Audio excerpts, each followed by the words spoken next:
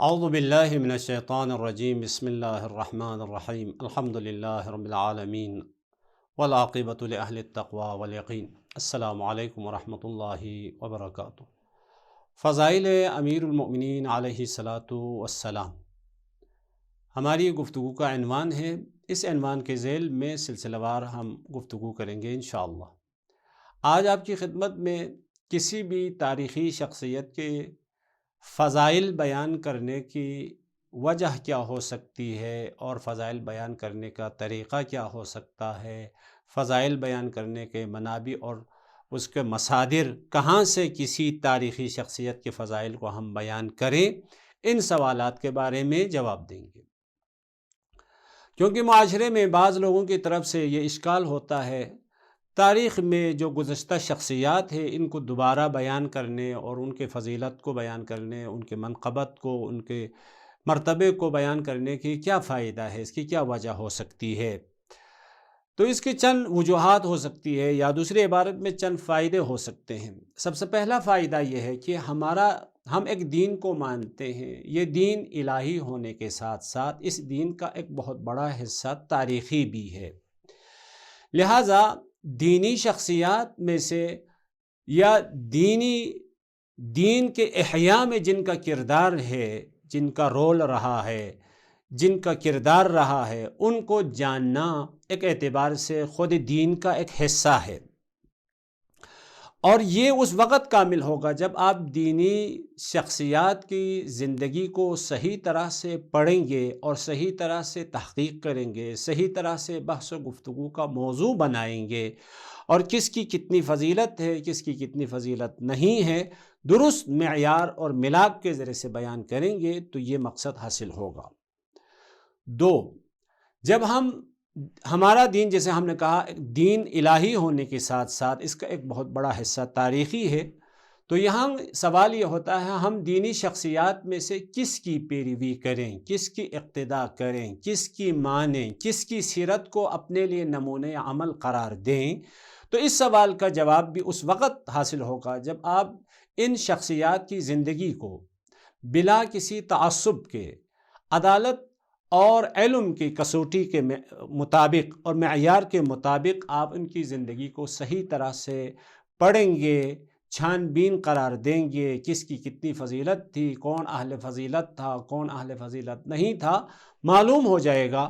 تو اہل فضیلت کی ہم پیروی کریں گے، اس کی اقتداء کریں گے، اس کی سیرت کو اپنائیں گے۔ بس یہ سوال اس وقت حاصل ہوتا ہے۔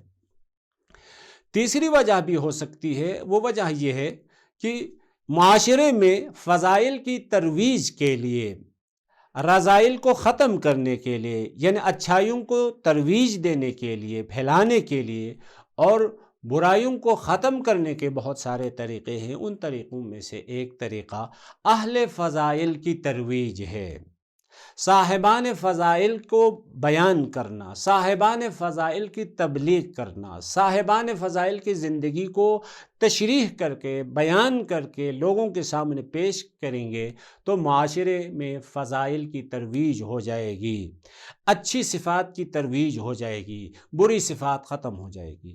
یہ سوال بھی اس وقت اس کا جواب ملے گا جب آپ تاریخی شخصیات، خصوصاً امیر المؤمنین علیہ السلام کی شخصیت کی طرح جو شخصیات ہیں، ان شخصیات کو صحیح طرح سے عقل کے زاویے میں اور عدالت اور علمی معیارات کے مطابق آپ ان کی زندگی کو پیش کریں گے تو معاشرے میں فضائل کی ترویج ہو جائے گی۔ اس کے علاوہ ایک چوتھی وجہ بھی ہو سکتی ہے، وہ یہ ہے ہم خود اہل فضیلت بننا چاہتے ہیں۔ اب اہل فضیلت بننا چاہتے ہیں تو ہمارے لیے ایک مقتدا کی ضرورت ہے۔ مقتدا سے قریب تر ہوں گے، جتنا زیادہ آپ اس صاحب فضیلت سے قریب تر ہو جائیں گے، اسی حساب سے آپ صاحب فضیلت بنیں گے۔ اور یہ قاعدہ برعکس بھی ہے، ایک برے انسان کے ساتھ جتنی زیادہ آپ کی قربت رہے گی، جتنی زیادہ آپ کی دوستی رہے گی، جتنا زیادہ آپ اس سے قریب ہو جائیں گے، خدا نہ کرے آپ میں اس دوست کی بری صفات بھی آ جاتی ہے، انسان برے سے برا ہوتا جاتا ہے۔ تو اچھے سے اچھا ہونے کے لیے صاحبان فضیلت کی تشخیص اور صاحبان فضیلت کی تبیین اور ان کی زندگی کی تشریح نہایت ضروری ہے۔ یہ پہلا سوال تھا کہ تاریخی شخصیات کے فضائل کو بار بار پیش کرنے کی ضرورت کیوں پیش آتی ہے۔ دوسرا سوال یہ تھا کہ ان شخصیات کے فضائل کو ہم کہاں سے بیان کریں، کیسے بیان کریں؟ تو اس کا جواب یہ ہے، خصوصاً دینی اور اسلامی جو شخصیات ہے، تو اسلامی شخصیات کے فضائل بیان کرنے کے لیے ہمارے پاس 3 قسم کے منابع اور مصادر موجود ہیں۔ سب سے پہلا اور معتبر ترین منبع ہے قرآن مجید، پروردگار عالم کی کتاب جو انسان کی ہدایت کے لیے کتاب نازل ہوئی ہے۔ اگر قرآن مجید کسی شخصیت کی فضیلت کو بیان کرے، اس کے مرتبے کو بیان کرے، تو ہمارے لیے بہت بہتر ہے، اس کے سامنے سر تسلیم خم قبول کرنا چاہیے۔ دوسرا جو منبع ہے وہ پیغمبر خدا اور اہل بیت علیہم السلام، یا دوسری عبارت میں معصومین علیہم السلام۔ معصوم ہستی اگر کسی کی فضیلت بیان کرے تو بہتر ہے۔ تیسرا جو مصدر ہے وہ اسلامی علوم یا تفسیر، حدیث کی کتابیں اور تاریخ ہے، یعنی اسلامی تاریخ اور اسلامی تفسیر کی کتابوں کے اندر کسی کی فضیلت اگر معتبر طریقے سے بیان ہوئی ہے تو ہمیں قبول کرنا چاہیے۔ 3 منابع ہو گئے۔ اس کے علاوہ ایک چوتھا منبع بھی ہے، وہ اسلام سے بالاتر، یعنی اسلام سے بیرون، یعنی اسلامی اس نقطہ نگاہ کے اندر محدود نہیں ہے۔ وہ یہ ہے، کسی بھی دانشمند نے، کسی بھی اہل علم نے، کسی بھی اہل فکر نے، یعنی کسی شخصیت کی فضیلت بیان کی ہے تو کیوں بیان کی ہے، کیسے بیان کی ہے، بس لہٰذا 4 قسم کے منابع ہمارے پاس موجود ہے۔ لیکن یہ بات ذہن میں رکھیں، کوئی بھی ایک قاعدہ کلی ہے، وہ قاعدہ کلی یہ ہے، اگر کوئی بھی انسان کسی کی فضیلت بیان کرے، کسی کی مدح کرے، کسی کی ثنا کرے، تو ہمیں یہ دیکھنا ہوگا یہ مدح کرنے والا، یہ ثنا کرنے والا خود کس قسم کا انسان ہے، یا خود کس قسم کی صفات کا حامل ہے۔ مثلا آپ کو سمجھانے کے لیے میں ایک مثال دے دوں۔ آپ کے پاس ایک علمی ایک مرکز ہے یا ایک بہت بڑا کالج ہے، اس کالج میں مختلف قسم کے بچے پڑھتے ہیں، تو کسی بچے کی یہ بچہ صاحب فضیلت ہے یا نہیں ہے، یہ مختلف اچھی صفات کا حامل ہے یا نہیں ہے، تو ممکن ہے اس کالج کا جو گیٹ کیپر ہے، مثلا اس کے چوکیدار ہے، وہ بھی کسی بچے کی فضیلت بیان کرے۔ درست ہے، اس نے بھی فضیلت بیان کی ہے، کسی بچے کی مدح کی ہے، کسی کی ثنا کی ہے، لیکن اگر اس بچے کا جو معلم ہے، جو استاد ہے، یا اس کالج کا جو پرنسپل ہے، جو مدیر ہے، وہ کسی کی فضیلت بیان کریں، تو ہمیں دیکھنا پڑے گا کس کی فضیلت کس پہ برتری رکھتی ہے، یعنی کون کس پہ برتری رکھتا ہے۔ یقیناً معلم، یقیناً وہ پرنسپل، یقیناً وہ مدیر اس چوکیدار پہ برتری رکھتا ہے۔ کیوں؟ چوکیدار اگرچہ ممکن ہے وہ انصاف کے تقاضوں کے مطابق ہو، لیکن اس کی نگاہ بہت محدود ہوتی ہے، گہرائی تک اس کی نگاہ نہیں ہوتی ہے۔ لیکن معلم اگر کسی بچے کی مدح کریں، اس کی ثنا کریں، وہ مدیر کسی کی مدح کریں، ثنا کریں، تو اس کی نگاہ جامع ہوتی ہے، عالمانہ نگاہ ہوتی ہے، منصفانہ نگاہ ہوتی ہے۔ تو اسی قاعدے کے مطابق اگر پروردگار عالم کسی کی فضیلت بیان کرے تو اللہ عالم بھی ہے، عادل بھی ہے، یعنی افراط و تفریط بھی نہیں کرے گا، مبالغہ بھی نہیں کرے گا، اور جہالت سے بھی فضیلت بالاتر ہوگی۔ اسی طرح پیغمبر خدا اور معصومین علیہم السلام میں سے کوئی کسی کی فضیلت بیان کرے تو وہاں پہ بھی علم کے ہونے کے ساتھ ساتھ عدالت بھی ہے۔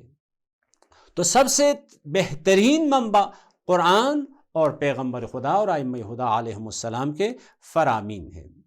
اور قرآن سے ہم کیسے کسی ایک تاریخی شخصیت کی فضیلت بیان کریں، تو خود قرآن نے سورہ نحل آیت نمبر 44 میں ارشاد ہوتا ہے، وَأَنزَلْنَا إِلَيْكَ الذِّكْرَ لِتُبَيِّنَ لِلنَّاسِ مَا نُزِّلَ إِلَيْهِمْ وَلَعَلَّهُمْ يَتَفَكَّرُونَ۔ وَأَنزَلْنَا إِلَيْكَ الذِّكْرَ، ہم نے یہ قرآن آپ پہ نازل کیا ہے، تو آپ کی ذمہ داری کیا ہے، آپ کا فریضہ کیا ہے؟